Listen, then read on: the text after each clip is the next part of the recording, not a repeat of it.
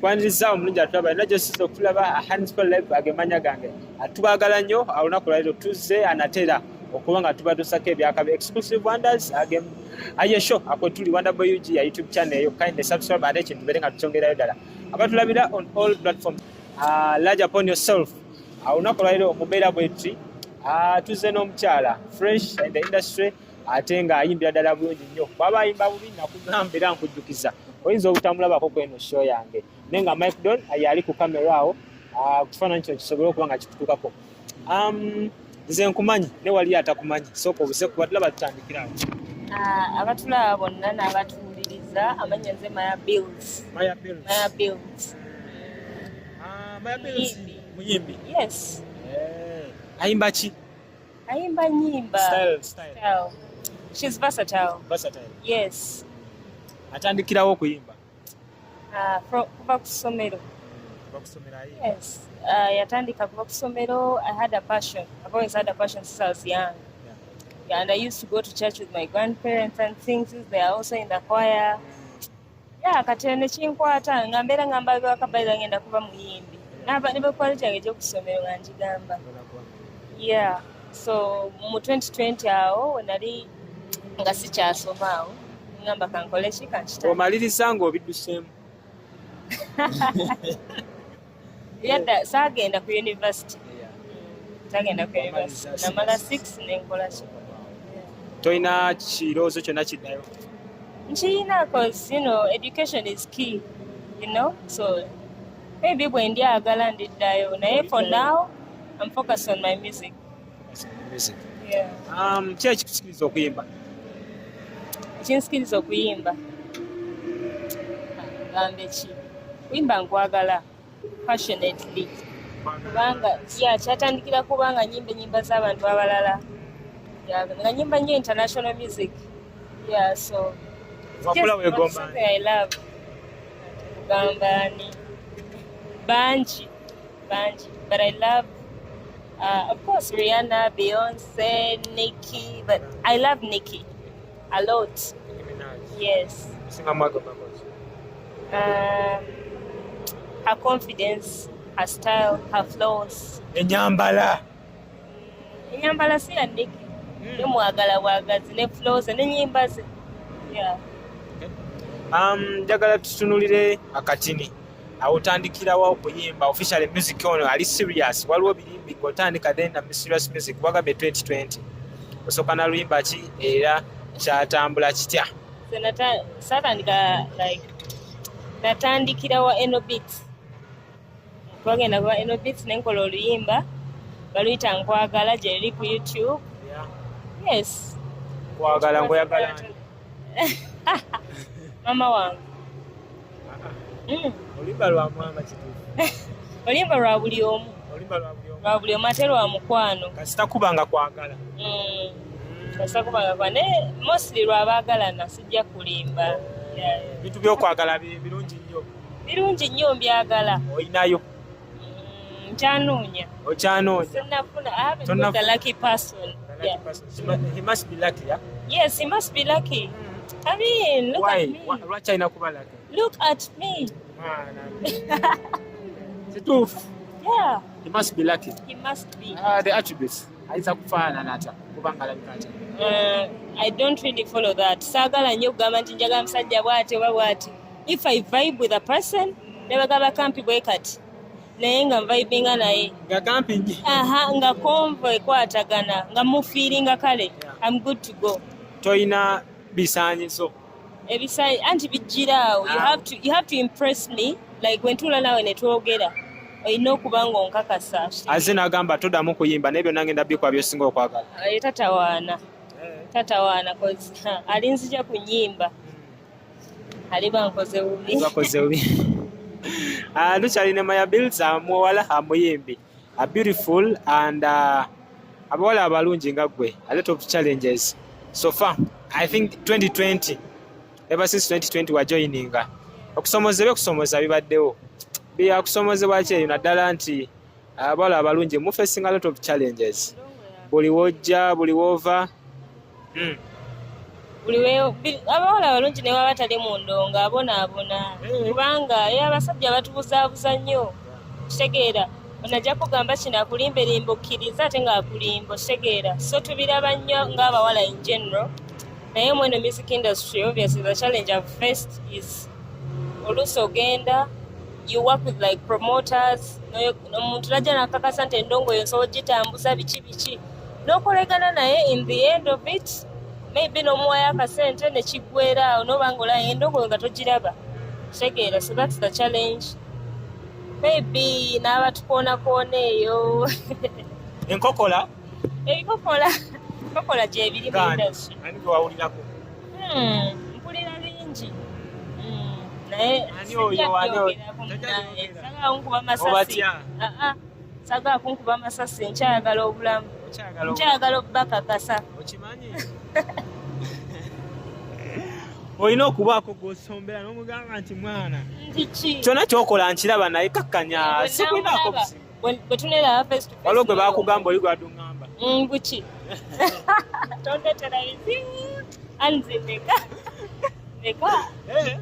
naye nga gyebiri abasabiriza bo gyebali banaye ng'oli muwala waliwo ekintu kyotasobola kwewala kati ng'okukusaba you refuse you stand to, like with your word omuntu wakusanga nomwagala no I don't think so you can't be like he might be among them najjiraawo bajja like mweyo direction nga nsaba abalemeddwa ekitegeeza yo tali lucky he's not the lucky one yeah atukyalina Myah Bills Tanzania live agemanya gange amwe bali kubanga mutugibala lya gye musize okutulaba atubagala nnyo feedback atugifuna amukyala muyimbi what else do you do besides music? I have a boutique in Kansanga, so I'm into fashion passionately. I also love fashion, so yeah, I have a boutique. So when I'm not doing this, maybe mbera nkwasaganya ekyo. Let's talk about your music career yo. Enyimba mekasofa so ina wakati eziri out. Eziri out. Zikiziwo zibala went. So kat no, I want to break it down. Natandika ne nkwagala. It has a video. Yes, YouTube jedi. Ntekako up and down. Ntekako tunuulira nze, but it doesn't have a video, but it's there on YouTube. The audio, yeah, the lyric video. Ntekako same struggle. Ntekako yitanze kasigenda byogera moda kwa kati mbiera. Ntekako I have a collab with akanzireyo. Kanzireyo naitanze nina nkwagala nina same struggle nina tunuulira nze nina munange nandikwagala nambulako nina enyimba nyingi wesiri tewali kwekwasa omusinga bayagala owuliza eddoboozi lya Myah Bills alina options just kyenekakasa nina video nnya kati video nnya naye munyimba zolimba kyosinga okwagala? That's a tough one. Njagala nnyo I'm a person of njagala nnyo okudigidde kitegeera love dance hall a lot njagala nnyo musically maybe so I'll say yitanze but also I love my new song Darling because I wrote it. That's why I love it. Wandika n'owandika? Yes. Ovuga ku ky'okuwandika Darling? Love. Lwelupya? Okay, ova ku ki?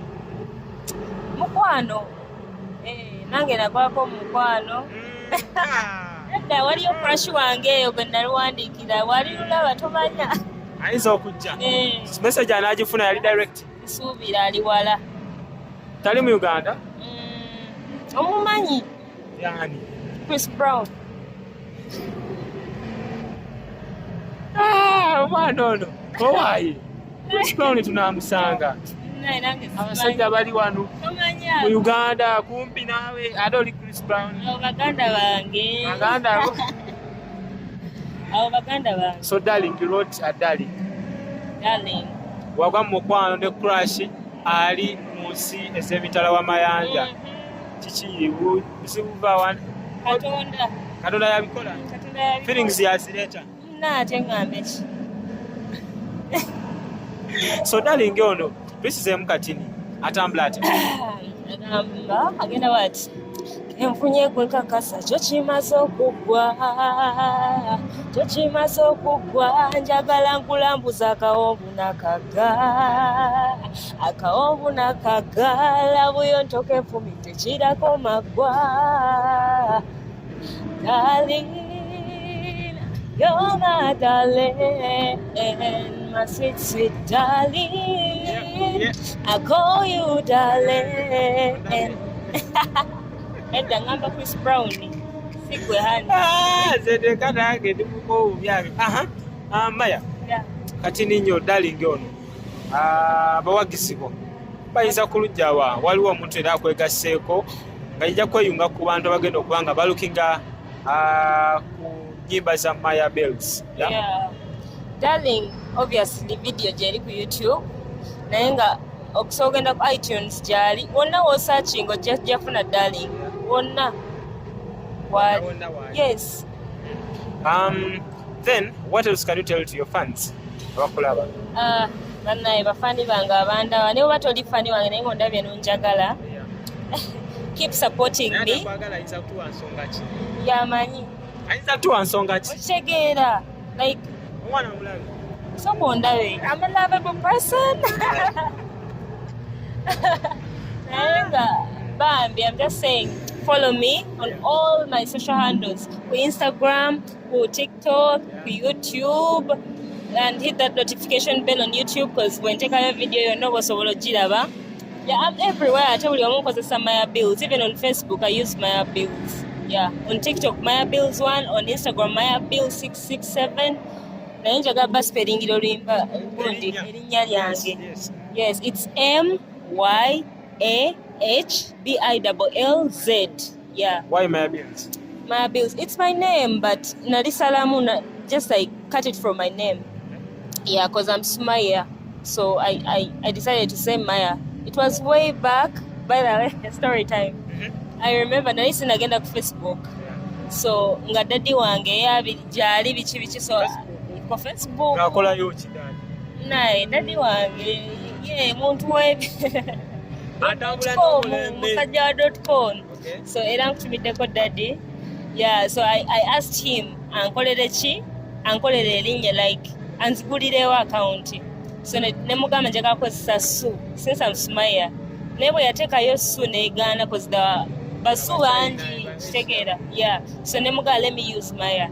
Nekitandikira wandi Bills ewaffe bampita Biru birungi.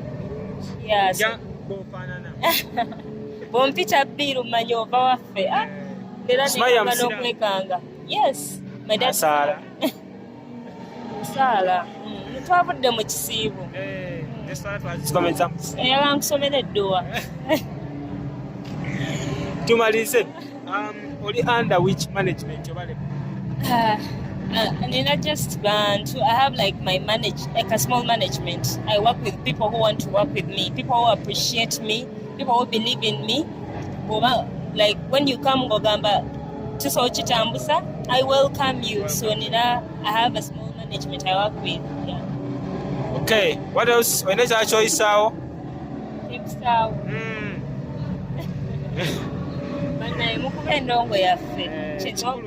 Yes, support Ugandan music. Because if you support us, we shall take you to the next level. Period. Hands for life, abadde Myah Bills, kindly mumunoonyeko. Abayimbi nga bano njagala nnyo kubanga ensi emanya why tubaleeta ku platforms bweziti. Njagala kubanga basaba mu buwambeefu bonna mumunoonyeko Myah Bills ge mannya ge olimba balukya darling berupya nkoze ne Mike Don ku camera tujja kuba tubeeyangazi. Thank you for supporting Ugandan music, Ugandan talents. Mubagire mubawa amaanyi bazzeemu because music is quite expensive. Osegera Myah